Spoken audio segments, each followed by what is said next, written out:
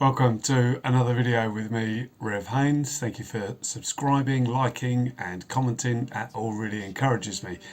Do have a look at my previous videos. There's quite a lot of them now. Right, today, Psalm 23, verse 1. The Lord is my shepherd, I lack nothing. Now, why isn't this verse, a really famous verse, why isn't it higher on the list of most Google Bible verses? What's going on? This verse is a classic and it's to be treasured along with the whole of Psalm 23. This is a verse and a psalm that I personally go to very often. Now, more traditionally, we learnt this verse as the Lord's my shepherd, I shall not want. This newer translation I think is more helpful in saying that the Lord is my shepherd, then I lack nothing rather than I don't want anything, because we all know that human beings all want all sorts of things. Most of us would have spent some time thinking about the difference between what one wants and what one needs, but I think we have to be more subtle in our thinking than that. God is a most generous being. He's generous with his love, and he died for us while we were still sinners. And he goes on being generous with his bountiful gifts to us, guiding us and providing for us in life like a shepherd does for his sheep.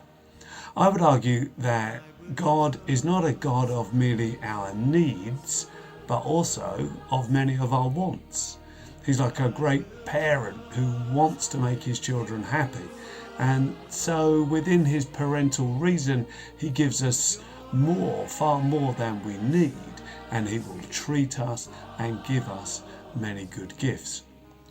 A parent, a good parent, is like a shepherd, a good shepherd, in lots of ways. And that's the imagery of this famous psalm of King David, who himself was once a shepherd. And just like King David, I too have spent some time caring for sheep, although it's a bit of a stretch of the imagination to say that I've ever been a shepherd. Perhaps I could be described as an under shepherd, as someone far more qualified was leading the sheep to pasture and was looking after the vast majority of their needs. Also, at that time when I did some sheep care, there was an electric fence that helped with the safety of the sheep.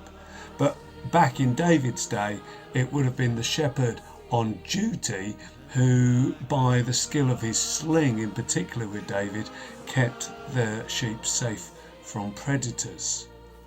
In our lives, God as our shepherd protects us from the worst enemy, and he's made sure that we're not predated to death, and he's saved us to life eternal. In that sense, we lack nothing. God is all sufficient for our salvation.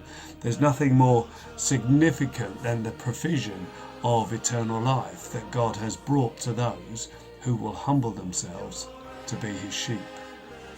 Now, if you want to find that good shepherd who's described here, and you want to know his all sufficiency for your life, meeting all your needs and more, then discovering what God provides for you, as indicated in Psalm 23, is really important and a must for you. And the Psalm 23 is a good place to start. Real contentment and satisfaction is found when we give up chasing and simply trust the Good Shepherd to provide. If we're constantly being frustrated, perhaps it's a sign that we need to stop trying to find our own good pasture and let the shepherd lead and provide. Yeah, green pasture, quiet waters, they really do something good for us at the level of our inmost being, within our soul. But the Good Shepherd offers far more than a walk in the countryside. God bless you. I'll see you soon.